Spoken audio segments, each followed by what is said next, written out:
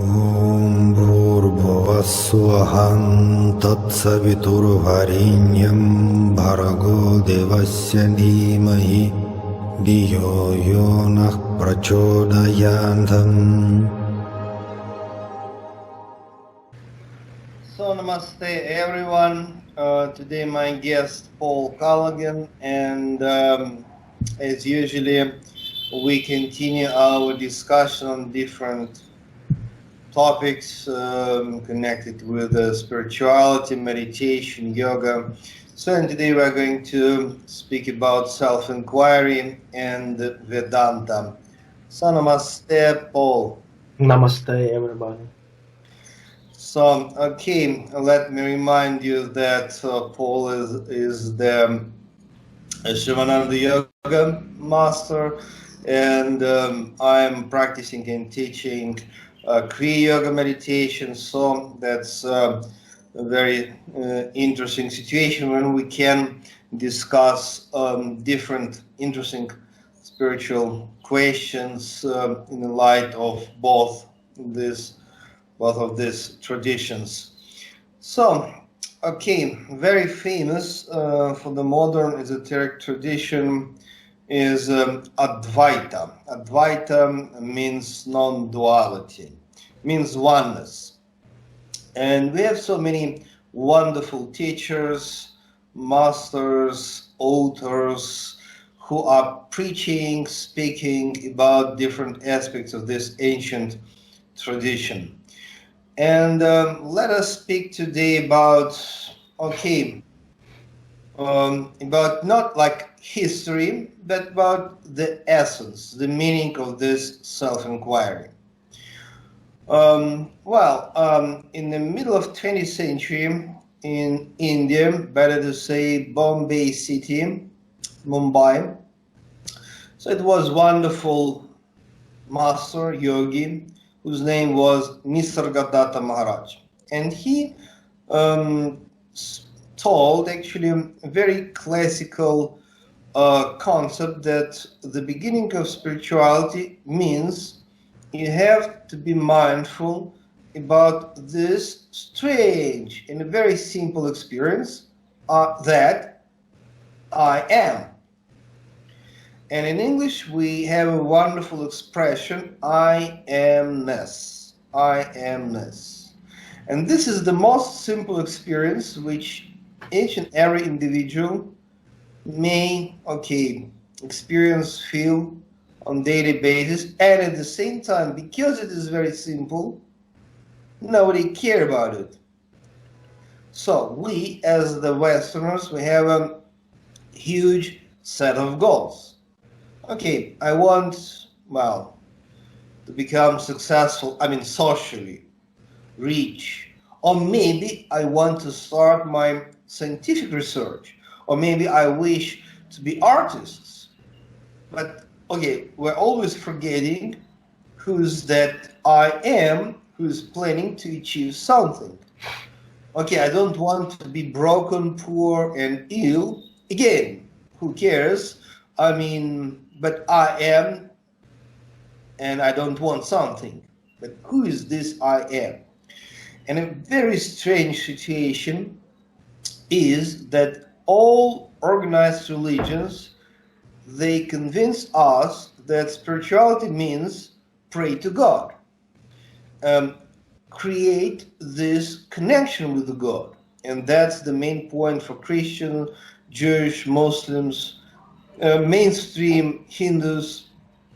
You have to connect with God. But wait a moment, but Advaita philosophy actually never deny God, but never mentions. That's the subtle thing. And we come back to the experience of I amness. It's your turn now, and can you say something? Why this I amness is the gate? Why it is so important? First of all, I would say very important thing that the essence of yoga, at least for me and in Shivananda tradition only, it's a self-inquiry. Like it's like a basic. It's like a goal. Let's say like it's and it's you can equal it with the praying, with the to be with God, like to go towards the God. It's not like something against it. It goes together. Basically, it's the same thing. It's the same. It's same essence, same. I would say principle. Like like it's that's very important to understand. Like when you're praying, it kind of outside thing, like kind of like of course it's including like yourself and stuff and thinking about many things, but it's more outside. You're praying to someone, but self-requirement is more inner thing. So that's for the from the beginning it looks like it's kind of different outside and inside. But if you know all details about it, if you read some books, Ramana Maharshi and Maharaj, like you said, you'll be coming to understand like it's pretty much this. It's the same thing. Yeah, actually, I'm very happy that you emphasize on this very important point, because for many people, it's like, okay, if we come to the church or synagogue or Shiva or Vishnu temple and they say we have to express our love and gratitude, we give worship to God, glorify God, and it's like a contradiction when we say, no, we don't worry about God, we wish to dive into this I amness. But I think it's very important that you emphasize that there is no any contradiction, because actually it's a compromise. It goes together. That's the first important thing to understand. It's nothing. They're not against each other. It's like many people still till now don't understand it. Like even people who does let's say yoga or praying like for many years. Even I know people they still don't understand like everything is one. Like like in the beginning. So and then about Maharaj, I wanted to say only one phrase he said like long time ago about that, and he said much better than I can say. He said, when I am thinking about the mind, I feel like I am nothing. When I'm thinking about the love, I feel I'm everything, and my life goes in between them. Isn't it beautiful? Like that's that's your question. Like it's hard to say something better about that. It's so high, so deep. Like actually, it's very interesting that for not only for Advaita philosophy, but actually for each and every genuine tradition, the beginning is not to go outside, but to go inside. Yeah. And let us take Jesus the Christ, who was actually never denying Jerusalem temple. And we know that he always supported actually tradition of the Jerusalem temple, and he was preaching there and praying to God. But at the same time, most of his divine discourses, lectures, and meditations and prayers took place just next to the lake, in the mountains, in the gardens, like that. And the famous saying of Jesus that it's like that we have to worship to God not in Jerusalem, which is temple, okay, but in the spirit.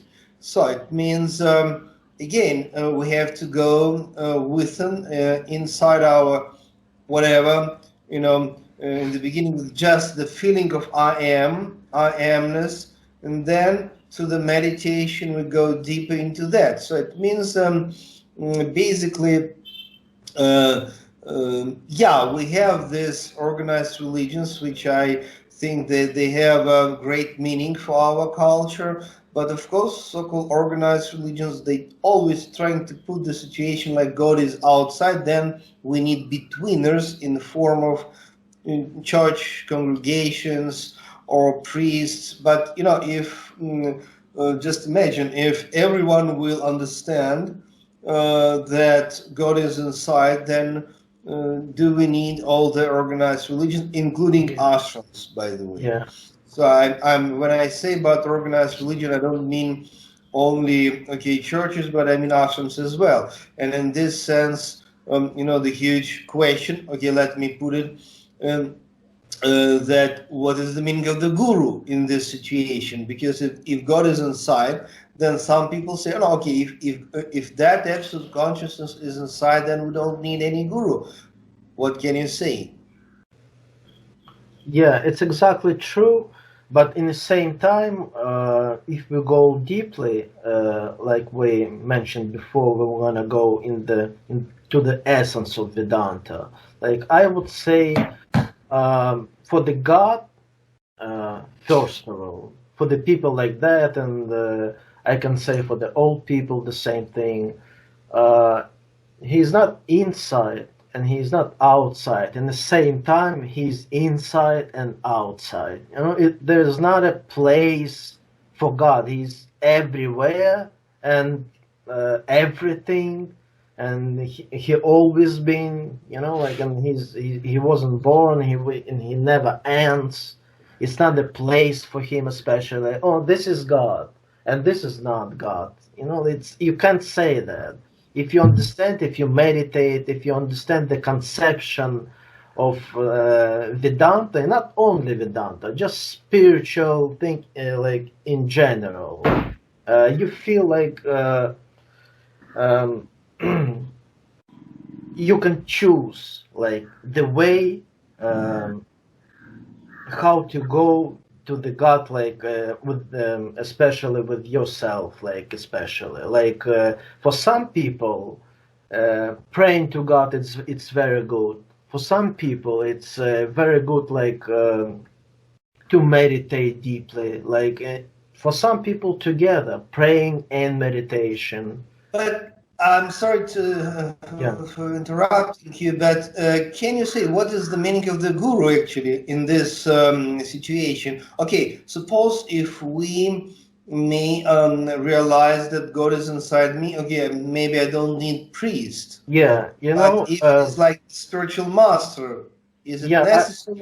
I would say we still need masters anyway, priests and gurus, like at least for in the beginner, like in the beginning, like to tell us like basic things, like what to do, what not to do, what is it all about, like basic like education, I would say, like and show the techniques, especially what to do practicing. That we need them for that. Like it's not like we don't need gurus anymore. Like if it's God inside, that's it. Like from my point of view, we still need it. It's still like place for that, of course, for gurus, for sane people, for to explain us, like I said, like to show the techniques, to show like a guide, and then. Yeah.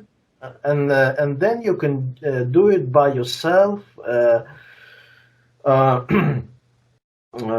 way you do, because everybody is pretty much different. It's not like be exactly the same for each person, but could be similar, of course. But yeah, you can say the guru is inside, but it doesn't mean you don't need guru outside. That's my point. Yeah, I'm absolutely agree with you that it must be balanced, because it must be balanced.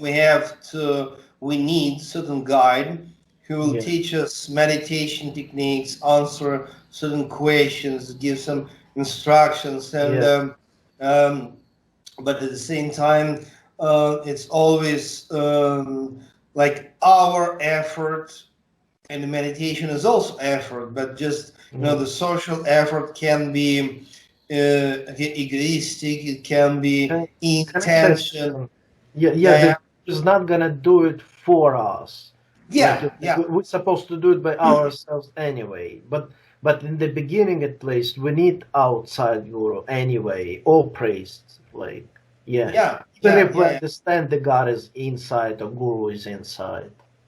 I'm sorry to. No, that's what I wanted to say. So, okay, thank you very much, Paul, for your time and wisdom. So we, of course, continue this discussion in the future. So watch our videos, guys. We have so many videos with Paul about reincarnation, chakras, meditation, sivanandayoga, kriyayoga, so different kinds of topics. And God bless all of us. Thank you very much. See you.